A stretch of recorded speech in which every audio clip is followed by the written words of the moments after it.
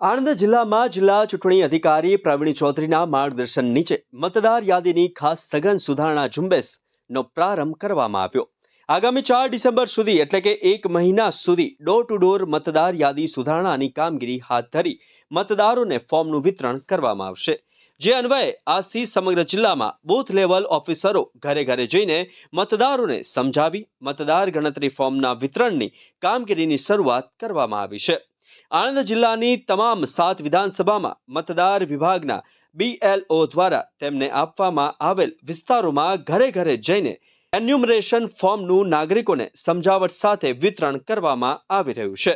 આણંદ જિલ્લામાં 7 વિધાનસભામાં કુલ 8016 જેટલા મતદાર ગણતરી ફોર્મનું વિતરણ કરીને નાગરિકોને ફોર્મમાં વિગતો કેવી રીતે ભરવી તેની ઝીણવટપૂર્વકની વિગતોથી વાકેફ કરવામાં આવ્યા હતા। Chetan Kumar Shivabhai Prajapati, assistant teacher IB Patel English school. Election commission द्वारा BLO ની કામગીરી સોંપવામાં આવેલી છે।